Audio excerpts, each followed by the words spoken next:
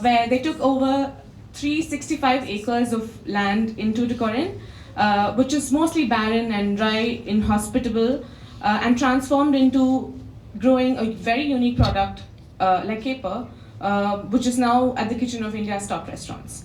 So over to Fiona to share her journey of Ishka Farms and how they constantly develop such innovative products rooted in ecological well-being and social responsibility. So good evening, everyone. I think pretty much the last long speaker for the day. So whether I use the full 10 minutes or the 15 will depend on how many snoozing faces I see out here. Right? The minor snoozes I'll ignore because I have teenage kids. I'm used to that. So what I'm going to do is, I'm not sure how many of you are familiar with Ishka Farms. So I'm just going to show you a brief clip that covers a day in our lives typically on the farm. And I'll give you a setting of where we are, what we typically do, and then I'll address the question of innovation. I have a tendency to ramble because being a farmer is not a new career, it's a lifestyle choice. This is what it's for my husband and me 24 hours a day. It's not a job, it's not just a career, it's not about making impact and change, it is how we are as people. And I could speak about it for a couple of days, so you have to cue me in on what it is that you really like to know about us. Could we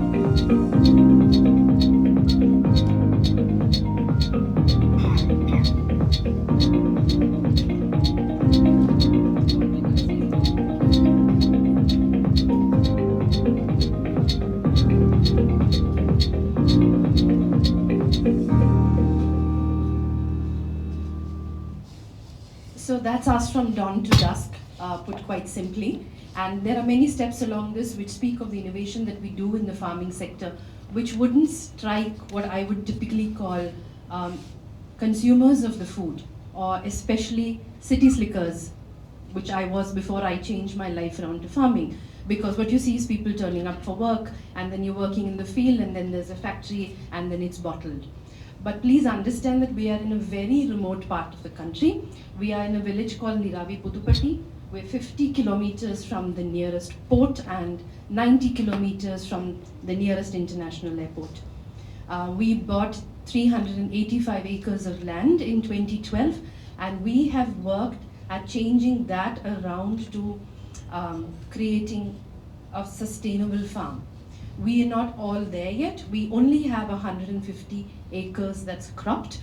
We are slowly every single year increasing our acreage, bringing in technology, because one of the principles on which we founded the farm is that we would work with local labor. So we don't truck in people, we are skilling everything on the farm. All of what you see up to the final packaging happens on the farmland. There are no grading machines for capers in this country, purely because we are the first caper farm in the country. So we've had to design our grading machines, we've had to design our packing machine, because there is no comparable crop. So we could say go to the black pepper industry or the cashew industry and figure out how do you people grade it, and could we adjust those machines for our crop such that our crop doesn't get bruised. So every step of the way calls for us to apply our brains and think about it. We increase the challenge to ourselves because we are first generation farmers. We really didn't know how to do this. So we are learning on the job, and there's really no one to teach us, again because we are pioneers in this industry. Innovation for us at farming level also means that we spent 2 years figuring out how to tissue culture these plants in India. My plants are from Argentina and Australia. I'm so loud, I don't need the mic, do I? Our innovation starts with the basic farming because we can't keep flying in the plants. That's not a way to go. And we have a lot of pride in everything being made in India. So it made no sense if I would import plants for my expansion. Instead, we took a step back. We spent 18 months and we figured out how to do tissue culture in India. And now we are able to expand our fields purely with plants that are made in India, grown in India. If we could please, can we just skip through all of this because I think we could fit. Just the first one, please. I don't think it's very clear, but this is just an idea of what the farm is like. We are the only people in the world who grow capers on black cotton soil. Capers typically grow in rocky places, loamy, sandy soil, but we've chosen to figure out how to do this in black cotton soil. And one of the things that we realized is that typically would form beds that are about 6 inches high. But because we're dealing with black cotton soil, our beds are 18 inches high, which then also means that we have to change the kind of farm equipment that we use to create the beds and to lay the mulching sheets on top. This is to give you an idea of where we are. You can see right side dot, you know where Tamil Nadu is, that's easy for you to figure out. If you look at this map, what's interesting is where else in the world does capers grow? So you've got a bit growing in Europe, you have a bit growing in Australia, but you have absolutely nothing in the Asian subcontinent. You have nothing growing in China, Nepal, Southeast Asia. So the uniqueness of what we do is, yes, we had this great idea of let's grow something that no one else has, but we also created a challenge for ourselves because we had no one to follow. But the fact is, strategically, the land is in a place which is easy for us to export. So we're 50 kilometers from Tuticorin port, which makes it easy for us to access the rest of the world. The previous speakers had conversations about boutique or scale. At Ishka, I think all the batteries are dying. Anyway, at Ishka, we were very clear from the start. We built for scale. We planned for scale. This is not going to be a mom and pop.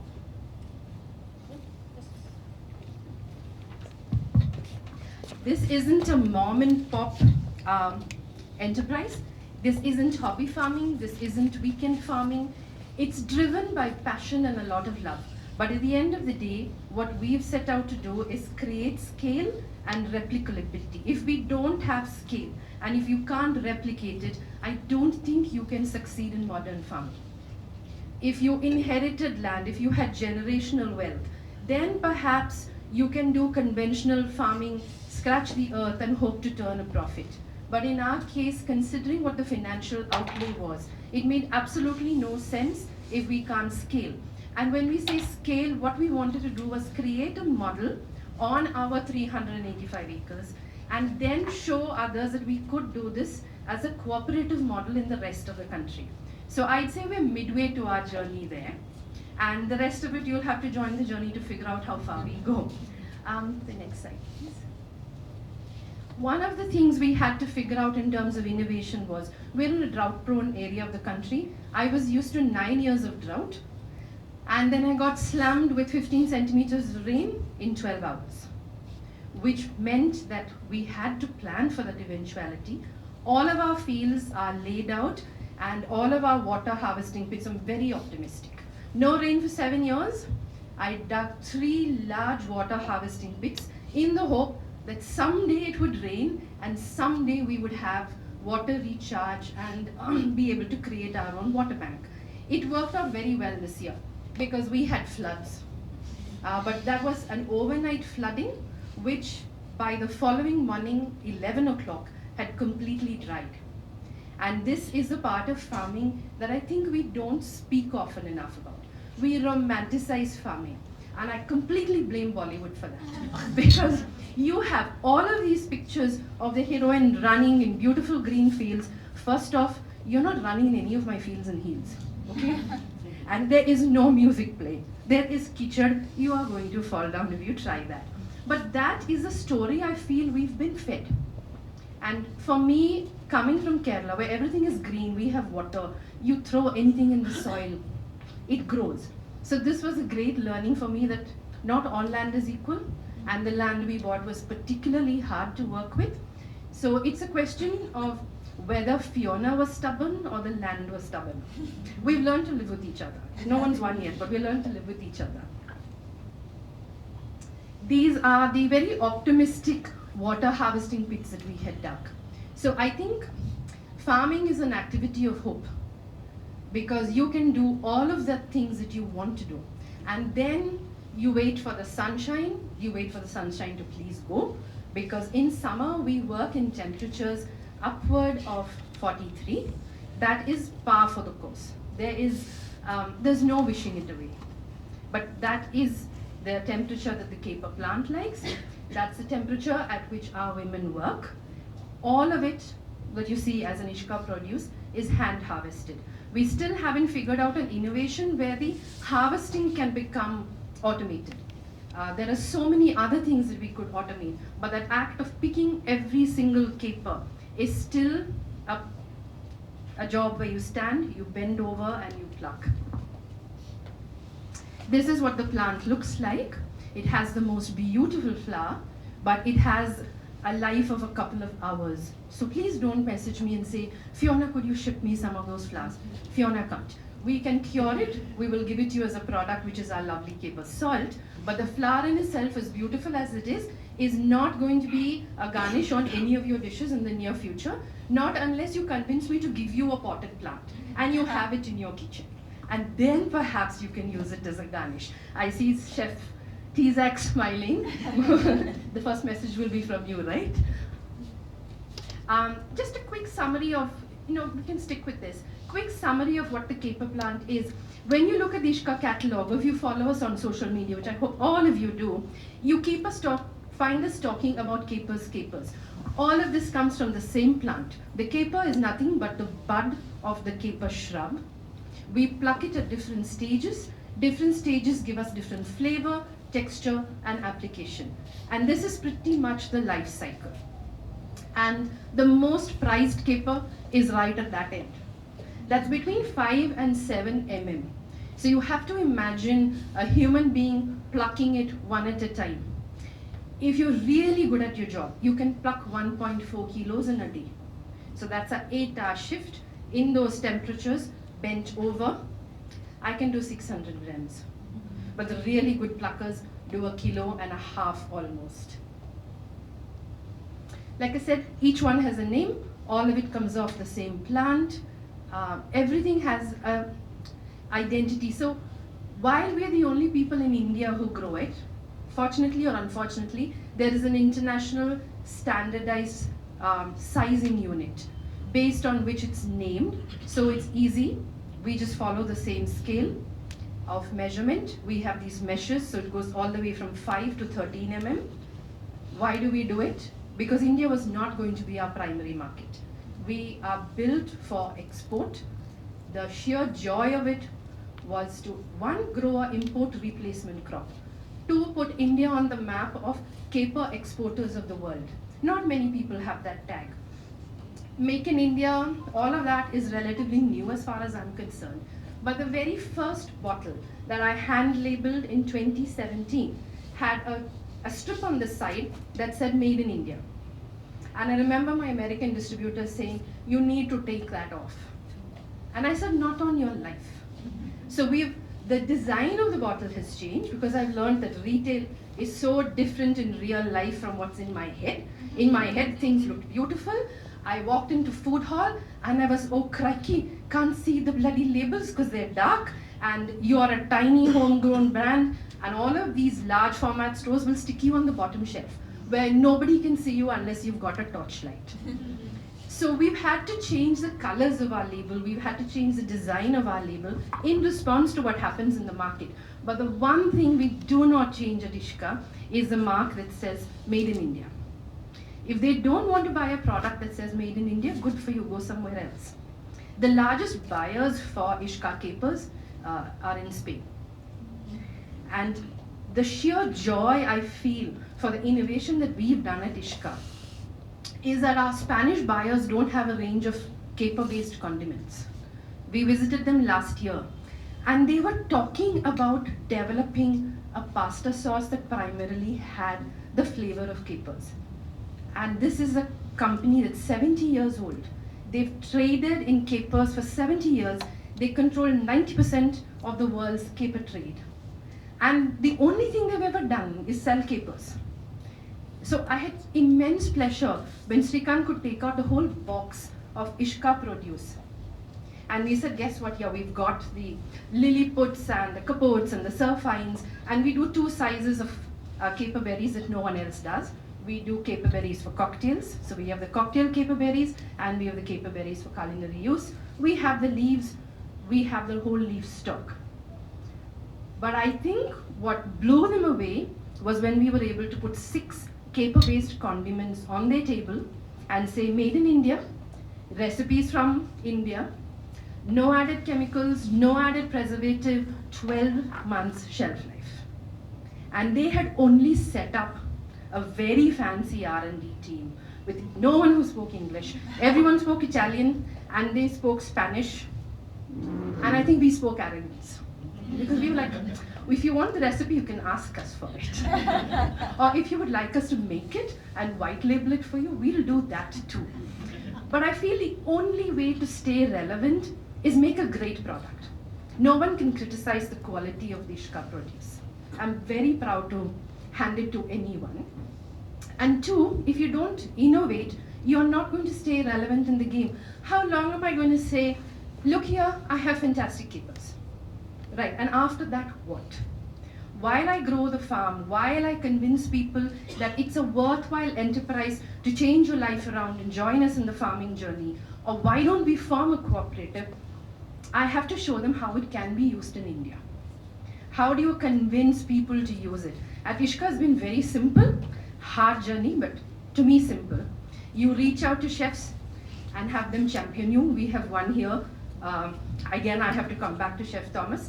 2017, I think he's one of the few people who stuck his neck out for me. I sent him the bottle of stuff. Obviously, the produce sold itself. But that's only one part. You still need to find someone who will trust your madness enough to say, I'll throw my lot in with you. And for a farming enterprise, that's very important. We found someone like that when we wanted to make our condiments. I have the crazy ideas. I'm terrible at paperwork. So my husband will do all of the documentation. He lives for documentation. I don't. But his eye is very clear that we need to scale, we need to replicate. If things are not documented, if recipes are not cast in stone, then there is no way that you can scale or replicate. So I think one of the successes we've had at Ishka is that the co-founders have 2 totally different personalities. One person is very paper and document oriented, laid back, type B personality. You try and have a conversation with me, I'll complete your sentences. But that's also where the crazy ideas come from. And for me, that's where there is strength in collaboration. I know Radhika spoke in the afternoon, and she said, you can't just have collaboration for the sake of collaboration. But at Ishka, I think I look at collaboration for innovation, which is why some of what we come up with might not be for the masses. Case in point, I think we have a gentleman at the back who represents Paul and Mike. So last year we came up with the chocolates, which is very left of center. But unless I can think up of ideas that are left of center, there is no way I can market. We don't have a sales and marketing team. We don't have a sales and marketing budget. Actually, I do, it's 0. But what I can have, and that's free of cost, are my great ideas for collaboration, innovation, and partnerships. Because then the product sells itself, or it creates a conversation piece where 2 people will write and say, okay, we saw the chocolates, it's not our thing, but what else do you have? So that's the different way in which we are selling, and I think that helps us a lot.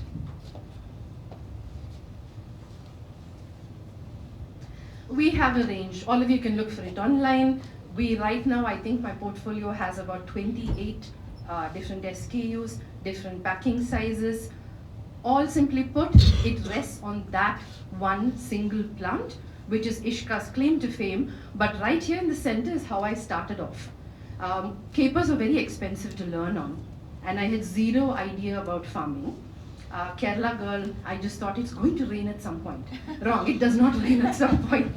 The moringa plant is what I learned to farm on, and we've specialized that we grow moringa only for leaf. We top off our plants at 5 feet. We look at the grade of moringa leaf powder that is accepted in the European market. The whole pride about let's make India sit on the agricultural map comes from simple math. 2015, when I looked at how much could I earn from moringa, I got a reality check. Indian moringa, $2.15. Not bad, right? 60 bucks, 65 bucks to the dollar, you're home free. And then I looked down the list and said, Kenyan moringa, $6.50. And I said, that didn't sit well with me. And the reason was very simple. They said, every time we buy something from India, there are quality issues. The first 2 consignments are great, and then it's done. So, unfortunately, even though we are an agrarian economy and we speak of the great basmati, the Alfonso mango, what else do we really have? So, growing capers, innovating with capers is also a bit about national pride. I was schooled this morning by someone who said, you can't build a brand and run for love and passion. You have to have a proper marketing strategy. But for now, at Ishka, we're running on love, passion, and fresh air. We have a lot of fresh air. All of you from Bombay and Delhi should visit us. We only pack in glass bottles. I don't know if you've noticed that. We are desperately trying to cut down our usage of plastic. There are certain parts of farming that I cannot help. The mulching sheets are plastic. We buy the best quality mulching sheets, but they only have a life of 10 years. After that, I have to keep figuring out how do we recycle. So while there are going to be certain parts of farming that are less than ideal according to the principles on which I would love to live and create a company and have my imprint on the company, the reality also has to be addressed. So the reality is I will have plastic mulching sheets, my drip lines will be plastic, I can buy the best quality, I can figure out how to reuse it. At the end of the day, it's plastic. So where I can take a stand and say, no compromise, is this, where I will ship in glass bottles. It's painful, it's hard. Korea plays football with half the packages. We've had to figure out how to use the great Indian railway system because that's the safest way to ship stuff. And Blue Dart is nice and all of the fancy things. But at Ishka, we figured, go back to the basics, great Indian railway system, fantastic, put a parcel on, have a network of friends who will collect the parcel in some crazy station for you because they believe in your madness, and then have them do the last mile delivery. It's not easy to set up, but can it be done? Absolutely. Living proof, we started with these ghastly glass bottle nightmare in 2017. 2023, we're still going strong. We export the same glass bottles, we ship it everywhere in India. There will be breakages. I have a standard thing, oh chef, I'm so sorry, I have done my best, which I have. I think every chef has heard that dialogue, and they've all given us that leeway because they know this is the only way to go forward. If we all took the easy way out, it wouldn't work. These are the condiments, brainchild of the lockdown. We had to abandon fields for 6 weeks. We walked back in and we had 2 issues. Wildfire, because we hadn't cut any of the grass in those 6 weeks and it was the heights of summer. And a whole lot of damaged crop. We finally gathered, I think, about 2 tons of damaged capers and caper berries. That's when I reached out to the chef network and figured out who could I work with. I needed someone who believed in my vision, who would put in the work, but who also had international exposure to capers and sort of marry what is it that we could do with capers that would work in the Indian palate. And one of the keys of our success as innovation is understanding that I'm the great ideas person, but that I can't cook for nuts. So every aspect, we bring in someone who's professional, who's really excellent at what he or she does, spin that off to them and trust them to do the best they can. And the 6 condiments that we have at present from Chef Devesh is funny. It's his basic recipes, kitchen recipes, which we scale up, and we work with a third party in Kerala on shelf life production. We work in a US FDA certified facility. The condiments are the only things that are Ishka that are not done on the Ishka farmlands. Otherwise, right up to the step of stuffing an international container happens on the farm. It's taken us years of work. We have a 6,000 square foot factory, and we don't have a single rejection so far. We've worked at everything. Kosher certification, yes, done. USFDA certified, yes, done. Certification to export to Europe, yes, done. It sounds easy, but like I said, as someone who loves documentation, so I throw the dart on the map and I said, don't you think we should go to Spain? And then he's like, yes, we should go to Spain. And I'm like, okay, now you committed.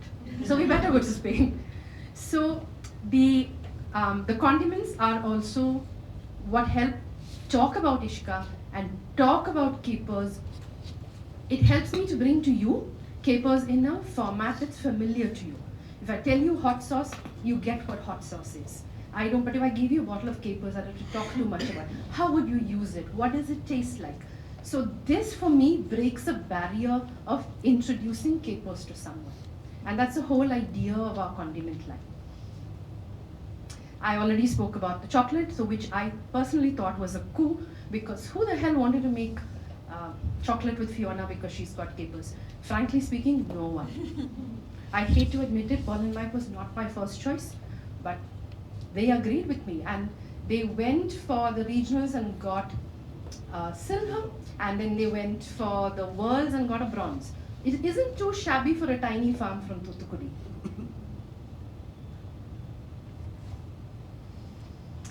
Speaking of innovation, this is the tissue culture.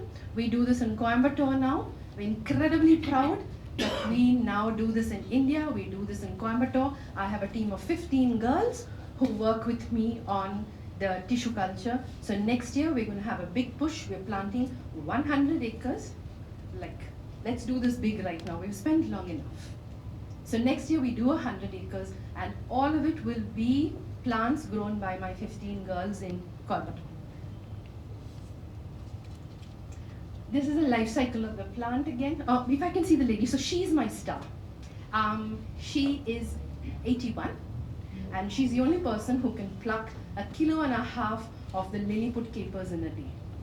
I have no idea how she does it. I've tried. We have videos of her. We have photos. She smiles throughout, and she's one of the few women who the entire harvest season works every working day of the month, which to me is a miracle. I cannot stand in my own field 8 a.m. to 3 p.m.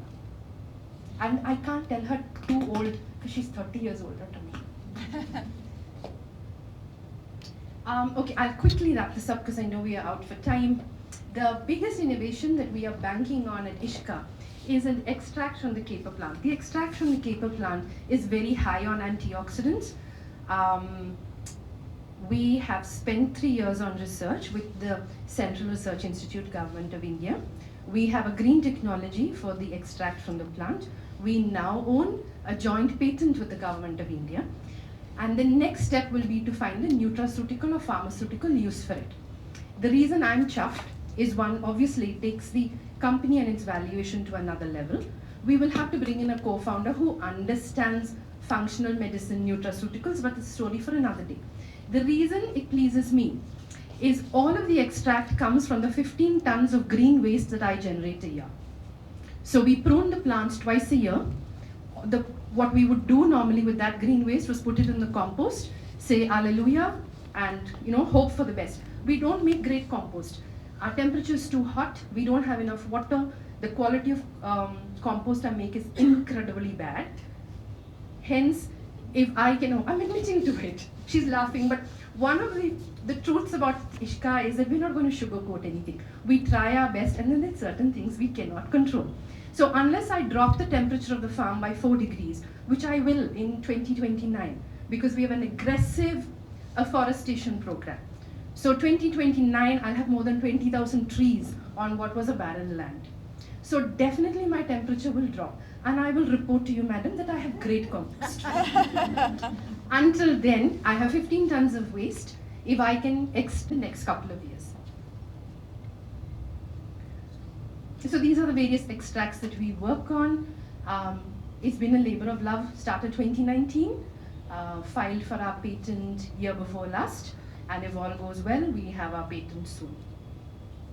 This is what I call the life cycle of what we should have at Ishka. This was our vision board when we started. If you look at the top right side, land design and layout, absolutely paramount. Afforestation and water conservation, part of our vision, because without that, we can't farm. We have the planting, we have the farming, the harvesting, the processing. That's all the easy part. Packaging, very hard. I don't understand packaging. I had to learn it. It's still a very steep learning curve. If there's someone here who's a food technologist and loves packaging, call me. I'm very happy to figure out how we could do things better at Ishka. We don't have a sales and marketing team. We don't have a packaging team. The dining table at home is where we drew our logo, we came up with the name, and where all of this currently still happens. Not an ideal life, but that's how it is. The value-added products, which is the condiments, and then our vision board had life science R&D done, patent filed, life science formulation and biotech yet to happen. So if you keep engaging with us, you'll find out how many years, or I've given myself the next decade to get it right in. And hopefully that innovation should put us very firmly on the international map.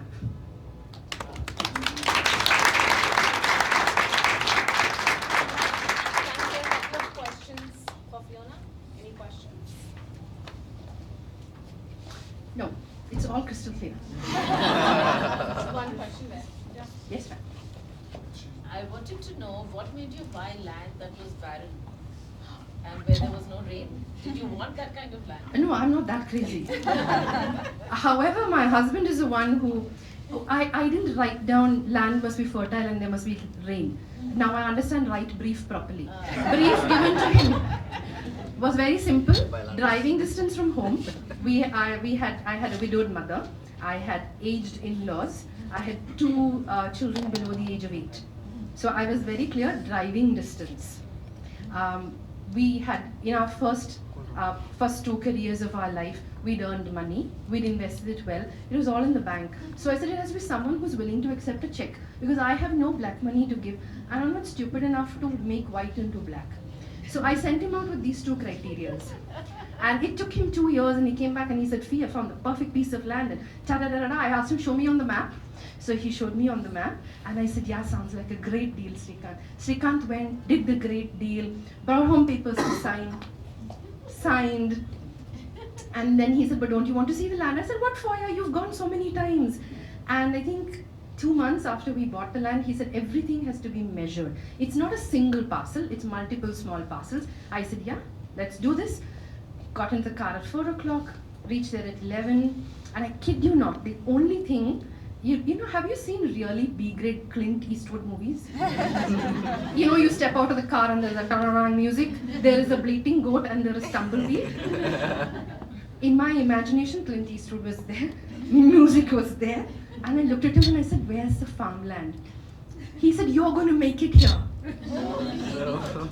And I said, but how am I going to make it there? He said, you'll figure it out like you figured everything else out. I said, but there is no tree. I told him he bought me farmland. Like, I'm from Kerala. Do you know what that means? Like Babbling Brook. I grew up with uncles who had paddy fields. You have a large well in which there are fish and you drop hibiscus for them to eat. There's papaya, there is mango, there is coconut tree. And he got me tumbleweed, black earth on which there was not a drop of rainfall for 7 years. And the man says, you will figure it out. But life with Srikanth, because we were college sweethearts. So from the age of 15, this has been his tagline, you will figure it out. And I think you can pretty much figure anything out. Wow, that's amazing. And did you always know you only wanted to plant clippers? Oh no, not at all. I thought we were we're creating solar panels with L&T, the contract was ready to sign, and then Srikanth came home and said, but you said you will farm. And I said, yes, but just look at what's going on. He said, no, I found you. For solar panels. It's ideal for solar panels, but it also calls for a lot of money. And I'm one of those people who don't like being told what to do beyond a point. So the minute I brought on a large partner, like L&T, I would have to do exactly what they ask of me. I would like to keep my independence till the foundation of what I would like to build is clear. Find like-minded people. See, I'm very clear, this is not an NGO, this is not a not-for-profit. The altruistic part of my business is the trees, the regreening, recharging the water table. Otherwise, it's a very cold-blooded decision that at some point in time, the balance sheet has to look incredibly attractive to an investor. Otherwise, we can't grow beyond a point. But until we reach that point of showing people that it can be done, it can be replicated, it's not a flash in the pan, we are here to stay.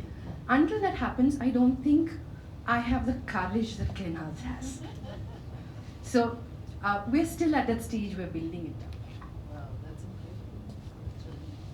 It is. Thank you. Thank you so much. Thank